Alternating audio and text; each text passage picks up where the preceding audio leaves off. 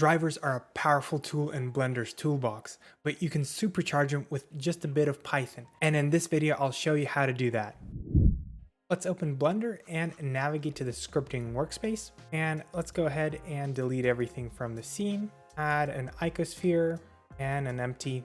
And let's create a basic driver without any Python just yet, and then connect that to a Python script. I'm gonna move that empty with the G and just moving it around.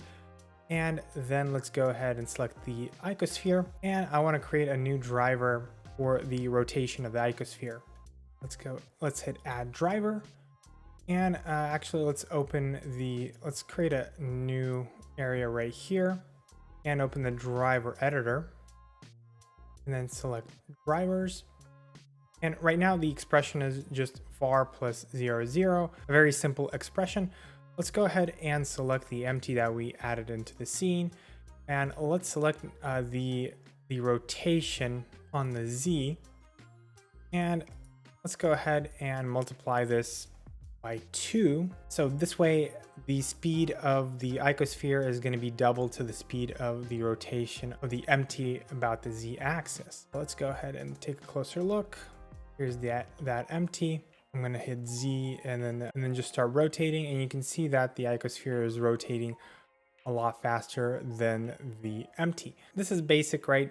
Let's move this basic driver into a Python script. Go back and let's go ahead and create a new script. As in any Blender Python script, we need to import BPY. This allows Python to hit Blender's buttons. Now let's create a function that will contain the logic for our driver. Okay, and here is that function.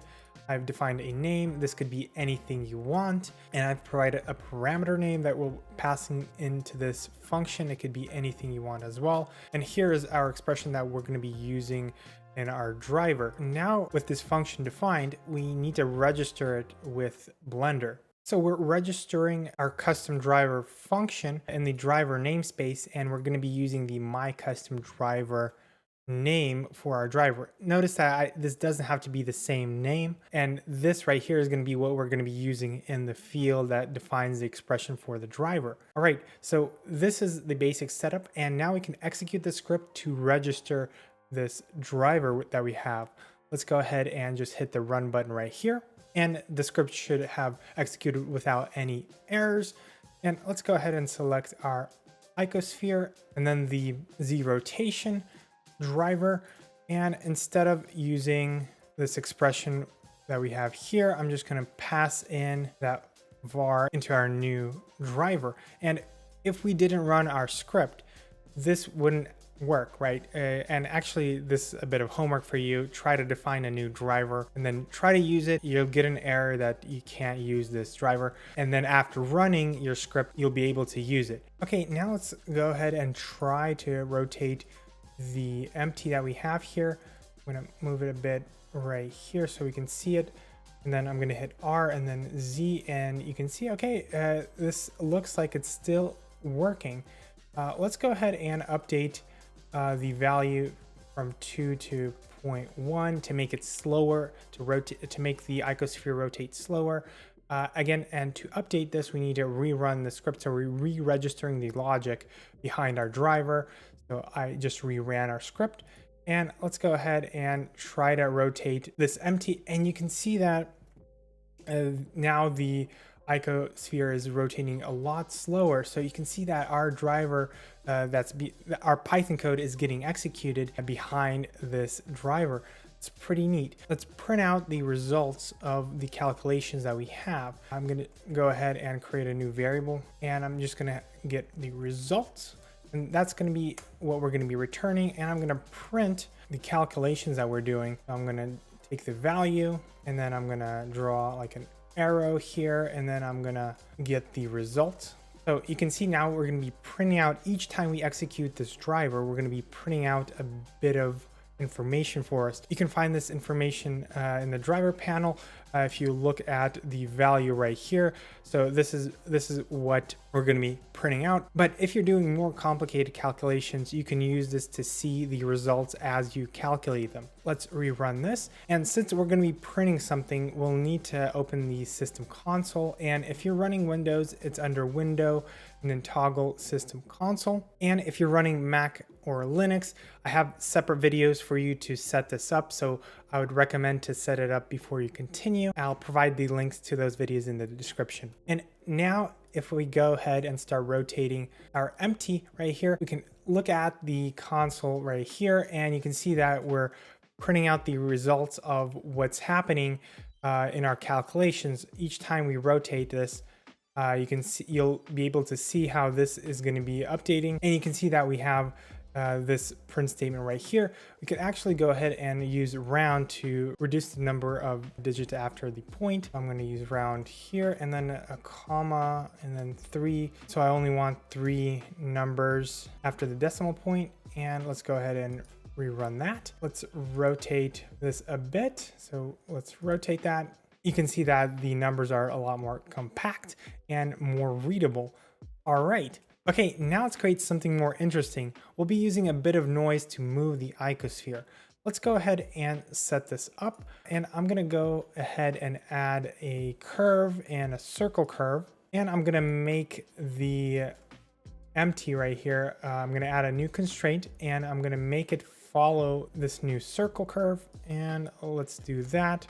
So under constraints and then follow path. I'm gonna take that circle and I'm gonna hit the animate path as well. If I press space, you can see it's empty starts moving around. Let's reset the location of the empty to just the origin, so it'll be just following that path. All right, and let's go ahead and bring up the timeline. Let's set the end frames to 360, hide that. Let's select the curve itself, and under properties and then path animation, I'm going to set the frames to 360 as well. The path will match the number of frames in our animation. And you can see that if I play it at the very end, that our empty right here transitions smoothly and it doesn't jerk. So that's that. Let's move this a bit here. Okay, let's move this away like that. And let's go ahead and select our icosphere, and I'm going to delete the driver right here for now. We're not going to be using that.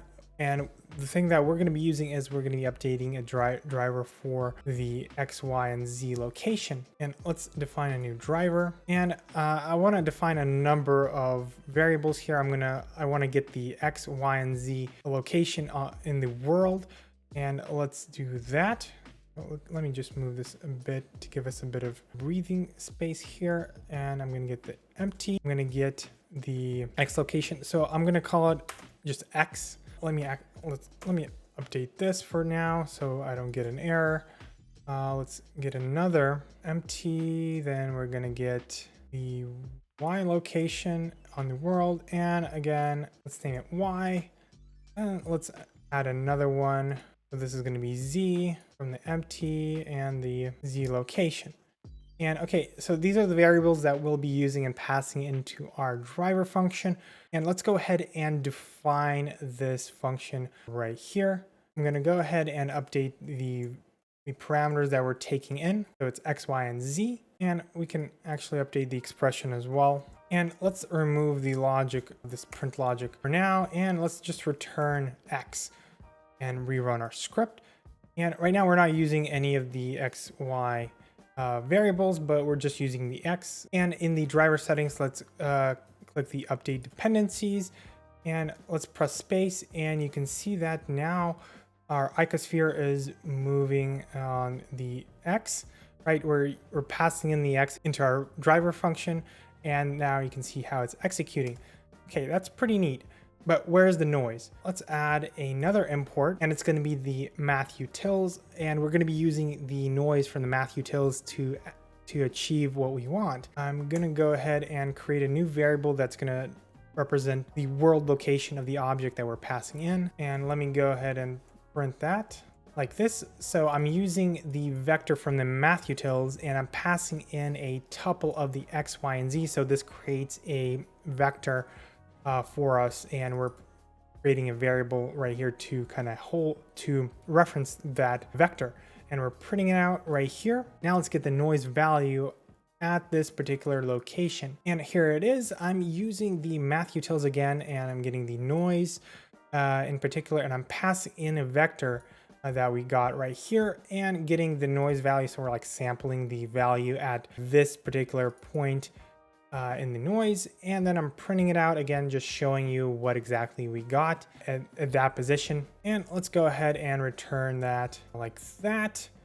And let's go ahead and rerun our script, and let's hit update dependencies, and let's take a closer look at the icosphere. And you can see now it's kind of moving back and forth, right? You can see that there's some kind of noise value there, and it actually is a seamless loop because we're going around in circles, and you can see how we're tracking in particular the location, the world location of this empty, and it's a pretty nice and seamless loop. Now let's update the rest, and now let's copy over the driver from the X. I'm going to copy driver, and I'm going to paste it for the Y, and I'm going to paste it for the Z, and let's see what that gives us. I'm going to press space, and you can see that now the driver is updating for X, Y, and Z.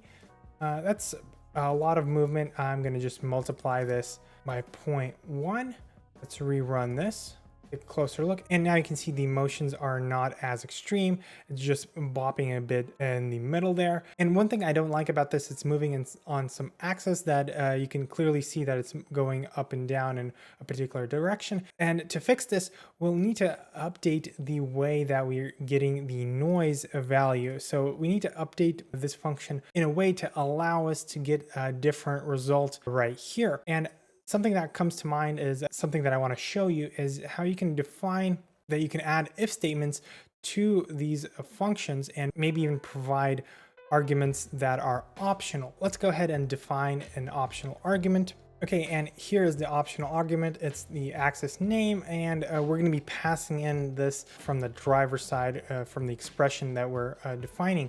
And right now, if you rerun this, nothing's really going to change. Everything's going to work because this is an optional argument. That means that you don't have to provide it. But if you do, let's go ahead and select, for example, X. And then I'm going to pass the pass X along as an optional argument. So let's update the dependencies. And right now, nothing's going to change.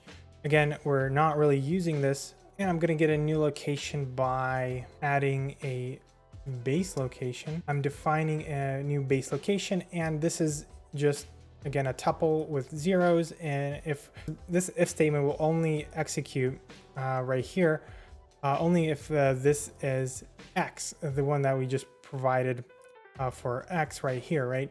So I'm going to go ahead and add this. So we're just moving the location, the location of the object just for the X, and we're going to get a slightly different noise value because of that. Let's go ahead and actually we need to wrap this base in a vector so we can have the vector addition work for us. Let's go and rerun this. Let's make sure to update our dependencies. Let's take a closer look. And you can see the motion of the icosphere has changed just slightly. Let's go ahead and add another if statement for, let's say for the Y. I'm gonna go ahead and do that. And okay, so here is the if statement for the Y. So if the axis name is Y, then we're passing in, and this base location is going to be slightly different. This could be any location you want. Let's rerun that. So instead of passing in X here, we're going to be passing in Y. And let's go ahead and make sure everything's updated. And actually, you know what? I made a mistake here. Instead of using the location that we're calculating, I'm still using the world location. So that was causing the error. I was like, why is this not working? Okay, let's rerun this again. Let's update the dependencies. And now let's take a closer look. And okay, now you can see that the object is bobbing in random ways. on the X, Y, and Z. And if you're learning something new and enjoying this tutorial, make sure to hit the like button. I'll greatly appreciate it. Okay, and this is one way to achieve this result. For example, if you don't want to add any optional arguments and don't have to pass in any text into the driver function, let me update this code and have separate custom driver functions for each one of the values that we want to retrieve. So let me update this.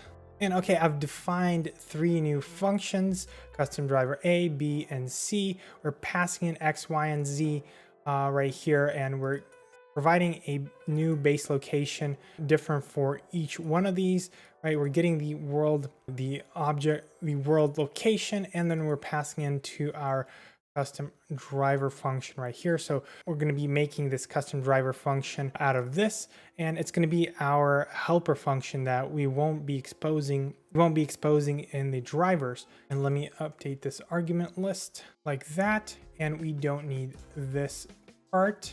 And this is already a vector at this point. Okay, and that is the update for the custom driver.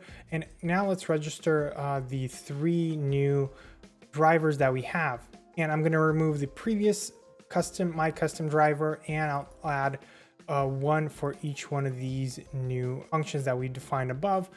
Let's go ahead and rerun this. Let's update the driver expressions. So now instead of my custom driver, it's going to be my custom driver A. Update the dependency there. Let's do 1 for B. And let's do 1 for C as well.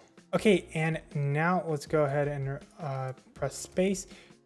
And you can see that even with our new custom drivers that we've provided right here for X, Y, and Z, my custom driver A, B, C, right? This is still working. Again, this is another way that you can achieve the same results if you don't want to be passing extra arguments. And if you enjoyed this tutorial, make sure to check out this video right here, where I show you how you can create your own custom pie menu. Thanks for watching.